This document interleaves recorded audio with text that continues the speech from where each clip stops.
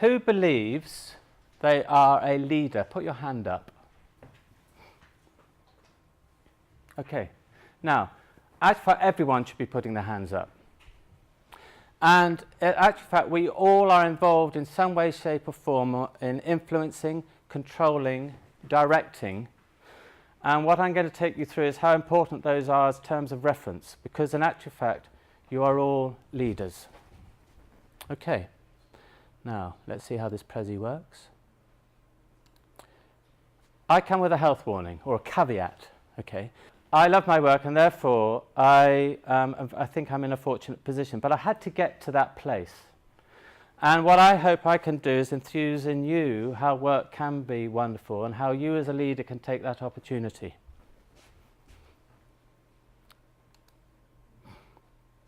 So what I'm going to discuss with you is 3 areas. First, a little bit about me. I didn't really want to talk about me, but Olivia advised that I needed to. So it's slightly uncomfortable, but I think it does help in terms of creating a little bit of context about leadership for you this evening. I'm going to talk a lot about you, okay? And then I'm going to talk about the pathway and various pathways, and that's all we're going to cover this evening, okay? So, this is part of a series. So Donna, in her last talk, spoke about leadership and transformation. Don't worry, it's fine. We all have them. And what was very, very interesting is that she spoke about transformation. And everyone in this room would probably argue they are at the receiving end of transformation, or they are driving transformation. And what I've done is just picked out 4 really great quotes that I will develop with you this evening. And this is a very important point. Leadership is not linked to a title, but your ability to lead and innovate. That comes from my first point that I put to you about your show of hands. Authenticity as a leader means bringing your whole self to work. That is bloody tough. And I think part of the challenge is that people don't realise just how involved they need to bring and how much themselves they need to bring to work. It's extremely demanding. Lovely quote, she referenced Martin Luther King, and it's obviously we all know the quote, "I have a dream," but then he found a way to articulate it. Invariably as a leader, you don't know the answers, but you do know where you've got to get to. And leadership is about taking a team and yourself on that journey, and I'll be talking to you a little bit about that journey. And a final point, because we probably feel all rather inadequate in terms of leadership, is that leadership is not easy. And she said, I'd love to meet someone who knows how to deal with it. I think we're all in that leadership space, and we can all help and support one another. So that's just a little bit of reference about what Donna spoke about that I thought was very powerful, and I took a lot away from her talk. It was excellent. So, I'm going to have to talk a little bit about me. What's quite interesting about this process is I've actually had to sit down and think about what I have actually done. And that's not something we very often do. And it's quite cathartic to actually do that. And then what you start doing is you start seeing the influences in your life. So I remember a story being told to me by the chairman of Next, you know, the clothing company. And he's in his early 70s. And he was invited by his old school to go back and talk to the sixth formers about his life and what he learnt. And what he did, he managed to get hold of a copy of his report that was given to him at sixth form. And he said he was amazed and wished he'd taken note of it earlier, because many of the things that that report said were true to him and his life. So sometimes those things, those signals are there, and sometimes you just got to sit down, look back and reflect. So, a little bit about Criticaleye. Very nice introduction from Olivia about Criticaleye. That's a business that I set up with 2 guys 14 years ago. Hi Donna, how are you? Just been talking about you. Come make yourself comfortable. And so this is something that was set up 14 years ago. And me and 2 other guys had an idea and a theme. And to be honest, we've only worked out that path as we've gone along. It's been an iterative process. It's a community of what we call C-suite, so many of you know that there's generally people with chief in front of their title, but they're also what might be referenced as VPs, chancellors, etc. They're all senior business leaders. And what we're enabling them to do is, in fact, to come together and to converse and make comparisons, because every industry has a different business model. This is what you begin to learn. And then if you get people to cross over, you can make some really good learning. So what we're about is getting people to feel comfortable crossing over and understanding the language that they can talk to one another. Generally, at the top level of an organization, people talk about strategy. They talk about customers. They talk about the board dynamics, and there are some interesting dynamics going on there, I can assure you, and we see some of those in the press. If you think about United and what happened to the CEO and the incident there, we began to see what was going on in a senior executive community that was quite dysfunctional. So what we do is we bring all those people together to learn, and we say there's no need to reinvent the wheel because it's all been done before. Okay, so we do 150 events. We operate in Europe and in Asia, and it's been a very interesting journey for me. So I get access to a lot of different insights and stories and narratives about some of the real challenges these leaders are undergoing. So that's a little bit about Criticaleye. I realised when I sat down that I'd in fact been to 13 different educational establishments. Sounds a rather grand term, doesn't it? I've been to different schools. And there's a reason why, and I'll explain why in a moment. That had pros and cons. I did find one of my school reports, and it's when I was 10. And one of the things I picked out from that is he tends to get carried away and strays from what he should be writing about. However, he's steadily overcoming this. I don't know that I ever have, and I still need to tackle it. So I tend to get very easily distracted, but that's also a sort of curiosity that I have about stuff that's going on. If you can find your school report, you'll find it very amusing, I can assure you, hopefully. So, university-wise, I did an HND in hotel management at Brighton University. Then I did what became the CIPD, so that was the personnel. Anyone in personnel here? Well done. Then I did the Masters here. And what I loved about doing the Masters here was the diversity of people. I was a little bit older, probably in my 30s, and I had a little bit of business experience about me, and I could relate to what people were talking about. So I'm very practical, and I like to engage with real people about real stuff, to be honest. And this is how business model is set up, actually. It is a community of business leaders. So that's a little bit about my education.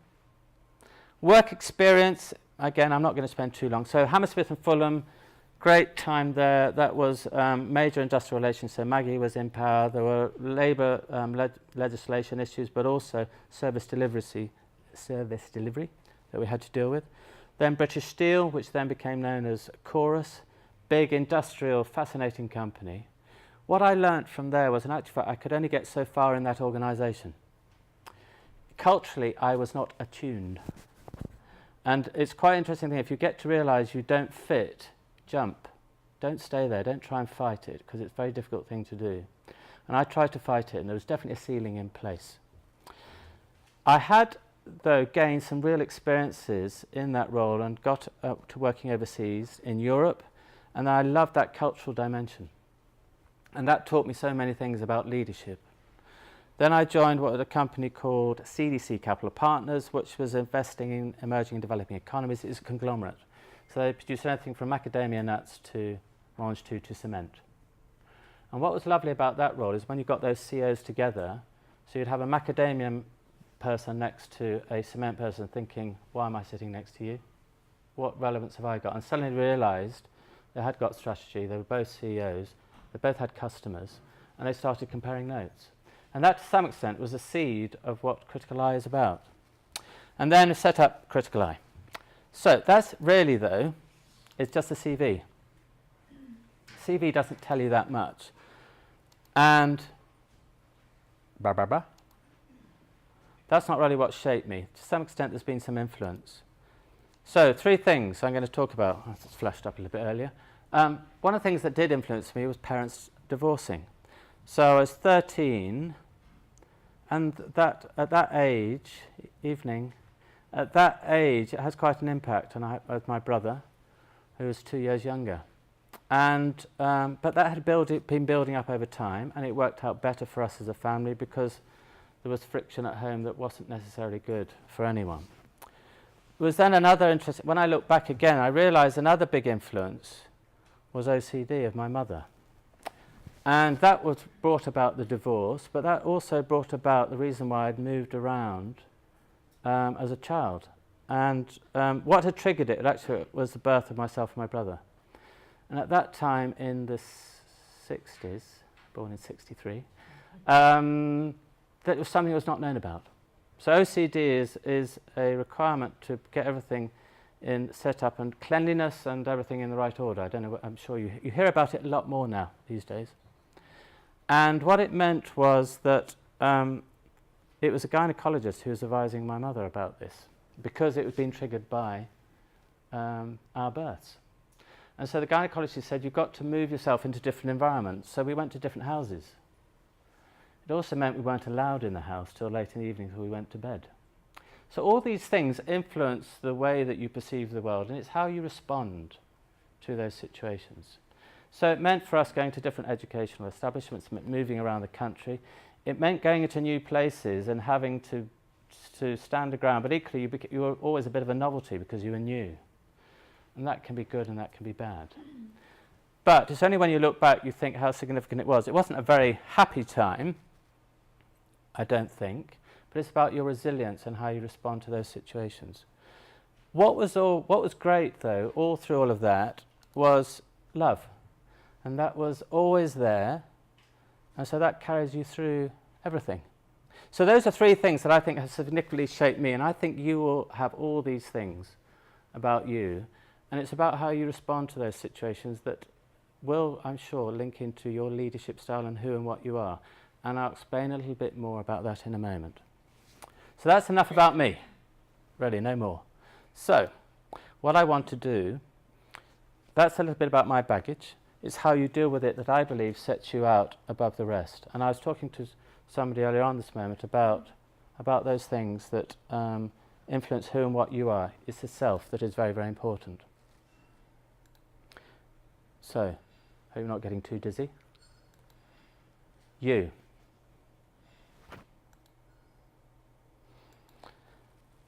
Leadership is all about you, actually. Entirely about you. And it's you decide what you're going to do in your life. Have you heard of Stephen Covey? Okay.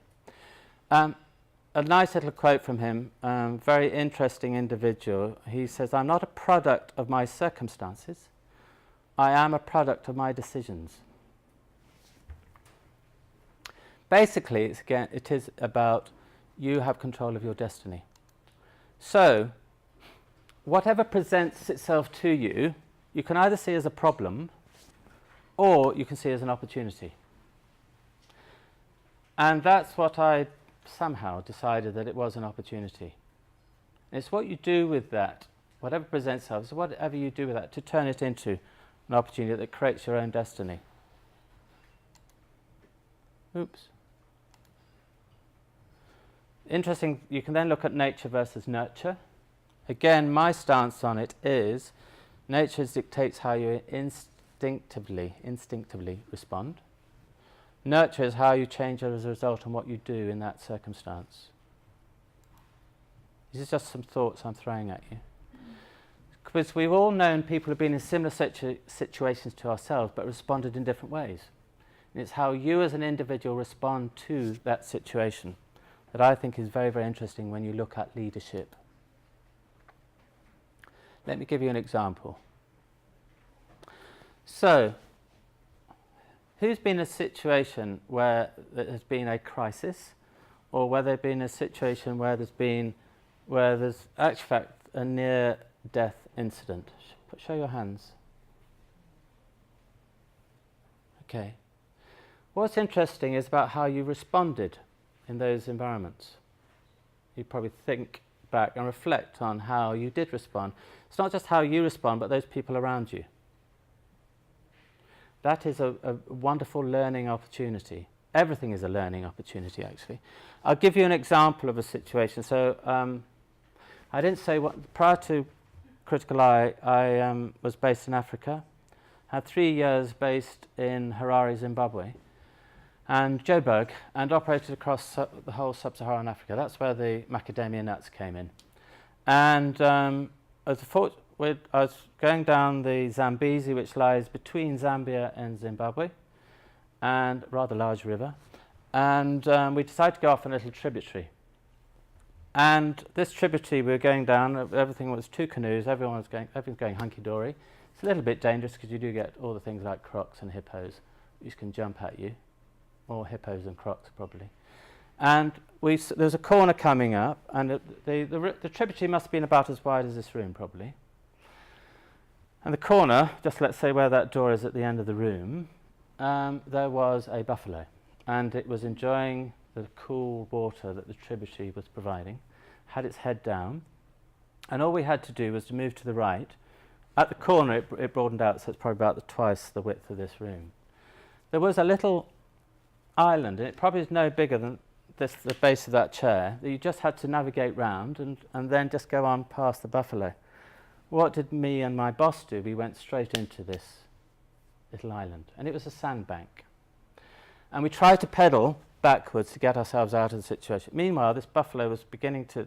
Fortunately, the wind was coming at us, so it couldn't smell us. But they've got very poor sight, very good ears. They can smell quite well. So I think it was aware of us because the other canoe had gone by ahead of us. But our canoe was stuck, and it was beginning to edge towards us a little bit, so we got a little bit anxious, pedaling backwards as hard as we could. To come in, there's plenty of seats. And what I decided to do was jump out of the canoe. Now at that stage I didn't know how deep the water was, and there might have been some other nasties in the water, so it was a bit of a gamble. Fortunately, I only came up to here. Unfortunately, I was able to very quickly take the canoe back, jump back in again, and then we're able to manoeuvre around the island, and this buffalo thankfully stayed where it was. It was a male, I should add as well. They're generally lonely and they like a little bit of a fight.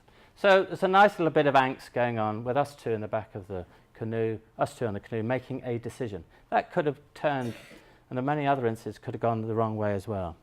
So it's about you being able to respond to a situation and observing. It was an interesting observation of my boss, I thought, at the time. It's all about resilience. So even if you are, as an individual, challenged, you have to keep on pushing forward. And that's what leadership is about. Many of the leaders that I get in front of, it's a very lonely role. They have very few people they can talk to. They've got to have an inner resilience. And everything that you do at the moment is about building up that inner resilience. It's very, very significant. Right. So, have you anyone heard of Jim Rohn? Another American, I'm afraid. So he was a business leader, and then he got onto the lecture circuit.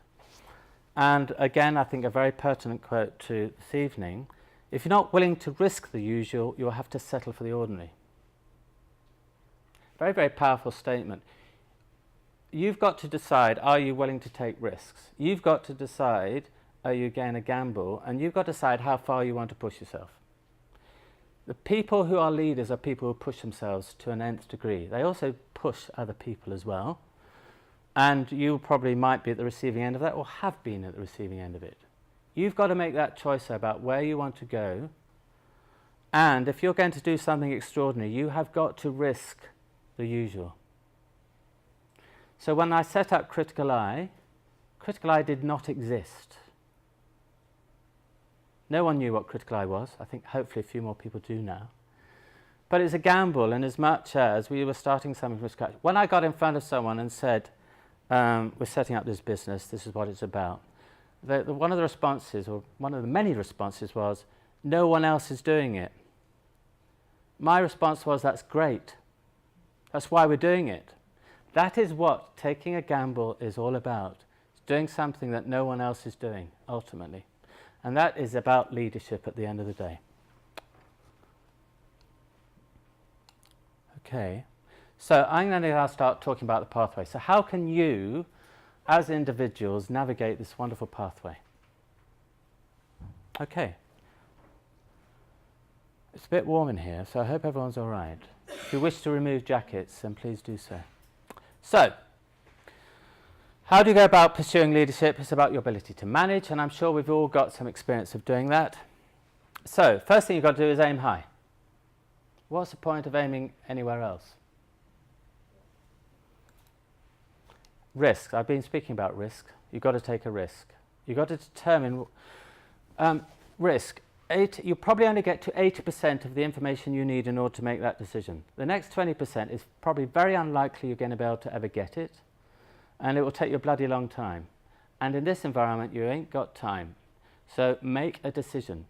If you talk to people also about what they expect, I can't wander around, about what they expect from their boss, then what they want from their boss is a decision, and they want to be able to follow people, and they want to be involved in that decision. So make a bloody decision.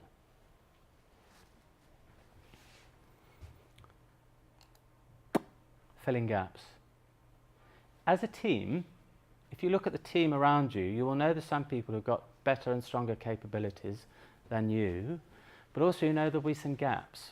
If you want to stand out, identify where those gaps are and fill those gaps. So if someone is not very good at finance and you feel some financial information needs to be provided and it proves the case, there's lots of seats nearer the front. Do come down to the front if you want to. It's going to get very hot at the back. So it's about filling the gaps, identifying where the opportunities are, that you can show your worth and where you can test yourself. And it's fun. That's the other thing. I don't talk much about fun, but I think leadership is a lot of fun. Know your sponsors. There are people in your organisation who love you, and there are people who less love you, let's say. What's really... Let's just say that it's really important to know those people who do love you, and they're your sponsors. They're your people to go to. They're your people who can give you direction. What's interesting is when you look at reorganisations, some of those sponsors just disappear because they're part of the old. Be very wary of the fact you need to have a broad church of sponsors. It's not being political. It's about you knowing there are people there who are going to back you and you support who you can pull in. So that sit and look at your people around you and identify who your sponsors. Some of them can be senior, peers, and some can be down here as well. They're people who inspire you as well. So do look for your sponsors. These are all things that you should be doing as you step up the leadership ladder. Hints. I don't think there's anything that I've done at the expense of anyone else. That's just me and my chemistry, I suppose. But there's another reason why, is because in actual fact I often think about the other person and the circumstances they're in. That makes decision even tougher, by the way. Curiosity is the ability to go, it's like you being here this evening. You're here this evening because you're curious souls. So round of applause to you all, and you want to do something different. And you want to find a different way to do stuff. And there are lots of different ways to do stuff.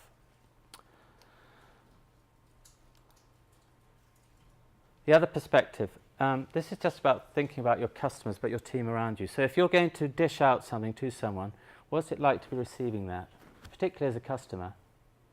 What's it like to be telling a patient that that bed is not going to be available?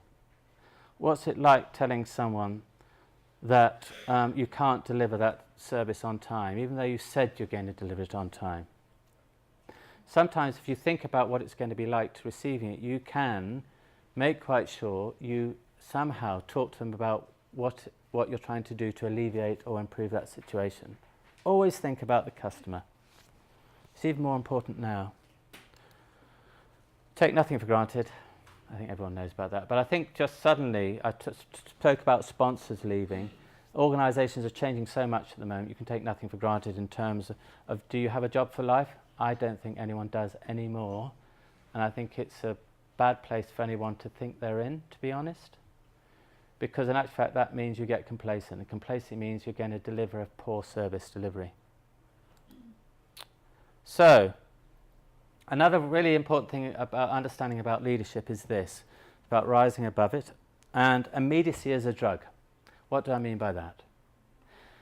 I remember some of the jobs that I did that I was a personnel officer for, I would go in, have a meeting with someone, and then come out with some nice solutions, and they give a nice development, and so there was the immediacy of actually producing something as a result. When you're a leader, those time lags spread to 3 months, to 6 months, to 9 months, to a year, till you see the impact of what you've actually done. So if you're thinking about acquiring another organisation, that takes many months, if not years. And there's times when you're going to have to say, no, I can't acquire that business because it's not the right fit. So what you've got to understand is it's okay. And it's very easy to be pulled down into doing stuff. If you're going to be a leader, you've got to step above it and stay there. And that doesn't mean you don't keep in touch. But in actual fact, just remember, sometimes it feels more comfortable doing stuff and get immediate rewards from it. I'll give you an example. Senior executives I know work for large organisations. They suddenly leave those organisations, and what they want to do, they say, I hate the fact that I can't see the impact of my wonderful decisions. What I want to do is get involved with stuff again. And so they go and work for small organisations because they can see the impact of what they're doing. So it's human nature to want to go in that direction. As a leader, though, I think you've already got to know that you've got to step above it all. So, got a couple of more areas to take you through, and then we can over to Q&A. Leadership of the future. I think leadership is changing a hell of a lot. Does anyone disagree with me? Thank you so much. Great. But let's talk about what that change actually means. So I'm going to quickly go through some of these because it's reinforcing some of the things I said. What I'm trying to do is just to reinforce some messages through to you about what leadership looks like. So, agile, all words that we hear about us responding to situations.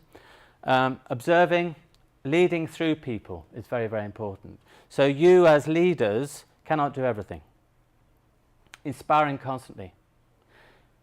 Do people find inspiring constantly hard work? I think it's bloody hard work. But it is a requirement of you as a leader. You've constantly got to be stirring people up, getting them to understand the customer, getting them up to the next level for delivery. And in actual fact, you cannot afford to stand still because everything is moving on, and therefore, if you are standing still and not moving forward, then you're in a very bad place. Clear purpose. There's a lot of organisations now who are resetting their purpose. Give you an example very quickly. Organisation CEO, he's acquired businesses, they've gone to a new product solution, they brought a whole load of new people on, they had a great purpose 4 years ago, and he said to me this week, I've got to go in and revisit my purpose because we are so different to what we were. It's a great way of getting buy-in to what the organisation needs to achieve and tapping into the insights. What can I talk about here? Perception. Don't underestimate the fact that as leaders, people will be watching you all the time. They watch your mood, they watch what you're wearing, they watch what you're doing online, offline. There are people out there keeping an eye on you. And that's because you're supposed to set the tone. So therefore, you are constantly on being watched. And that is quite a difficult situation to be in. So if you're head of sustainability, why have you got a rather large Land Rover? Doesn't quite fit. So there's all these sort of inconsistencies that you've just got to be mindful of. And in fact, it's responsibility. And this is why leadership is bloody tough. And it's getting tougher because of social media, because everyone is keeping an eye on you and what you're doing. And whatever level you are, they're actually doing that as well. Okay. So, let's move on. Let me just quickly, bad leaders. Anyone like to put up, say what they think a bad leader does? Yeah. Unable to make a decision. Lovely. They're pretty dreadful. Yes, any other? Sorry? Doesn't listen. For it. Sorry. Doesn't listen. Yeah. Dictator. Your dictator. We were talking about those a little bit in a moment. Okay. I like the superhero types. You don't like the superhero types? Yeah, the ones that will jump in and just do it instead of coaching that person Yep. who could have done it themselves. Lovely. That's a really bad leader. Yep. Anyone else? Great. Yes, go on. I did this. Brilliant. Lovely. You'll see I've hopefully captured some of those. Few very things that I do not like. People coming up saying that is a load of rubbish but not coming up with a solution. It doesn't help. It's dreadful. It's horrid. In fact, the really difficult thing is coming up with a solution. That's the toughest bit of a leader. And that's sometimes what you don't have to come up with a solution, but you have to know where the solution can be found. Blame culture. I think we'll probably all be in environments where there's a blame culture. It is corrosive. And I would say if you're in an environment where there is blame culture, I would move on. To be honest, it is a dreadful place. I've been definitely in those environments. I've learnt a lot from them. I've learnt to move away from them. But in fact, you need to create an environment as a leader where there is no blame. And it's a difficult thing to do. Idleness, that doesn't get anyone anywhere, particularly as a team, because it drags everyone down. Rude, no one likes anyone being rude. It's just extremely stressful being a leader. It's extremely stressful working for someone who is highly strung as well. And we've probably all been in those situations. And no preparation. I hate people who haven't thought and given some, because it is no respect. And it's very important in a team that you have respect. So there's a few bad leaders, just to be reminded. So, people work for managers, they follow a leader. I've got a visual here. I'm going to ask you, who thinks that that's a leader? Show of hands. Who thinks that's a manager? Huh. Okay, I'll ask again. Who thinks that might be a leader? Can you see that? I've probably got my head in the way of the sheep. Okay, I'm going to show you another one. Oh. So in that visual, which is the manager and which is the leader? So who thinks that's the leader? Okay, who thinks that's the manager? It's a tough one, but I'll tell you why. And this is also about how leadership is evolving and changing. That one with the sheep is actually, in fact, the manager. And it's picking up on some of the things you said about bad leaders, interestingly. So, drives employees, relies on authority to achieve what they need to achieve, depends on fear, says I, places blame, knows how it's done, uses people, takes credit, commands, says go. Now, this I contend is what a leader is. Coaches, a word that was used, coaches employees, achieves goodwill, generates enthusiasm, so it's inspiration, says we, fixes problems, shows how it's done, develops people, gives credit, asks and said, let's go. Does that make sense, given what I've just been talking about? What I'm trying to do is give you a picture of what it means to be a leader, and this takes time to get there, by the way. It's not something you're just going to switch overnight and achieve. Another just final slide that I just thought I'd share with you, it just reinforces that. So, a guy by the name of Thomas Corley got in front of 177 millionaires, and through conversations with them determined what were their 13 common factors of success. And you'll see some of the things we've spoken about.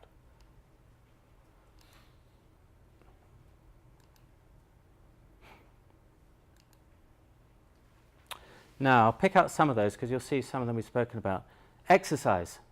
That's what we did at the very beginning. So we've already got one of those ticks. Okay. Other things that we haven't picked up is about not following the herd. I referenced the fact when we set up Criticaleye, no one else was doing what we were doing. That's what you've got to do.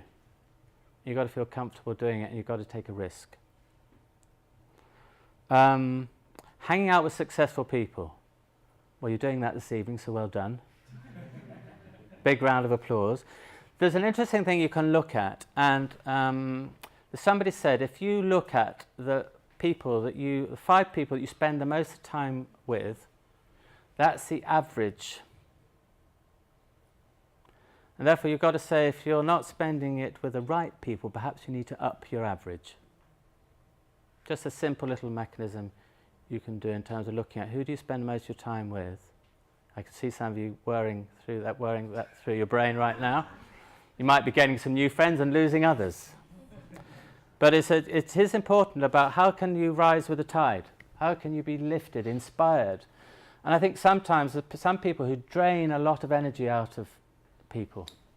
And I think there's so much time you can spend. You can allocate to those individuals, but don't spend all your time doing that. You can inspire other people, but also allow other people to inspire you. It's not about giving and taking, but it's about a mutual win-win that is very, very important. The other thing is, and I haven't really spoken about this evening, and it's another subject on its own, is passion. If you ain't got passion for what you're doing, then why the hell are you doing it?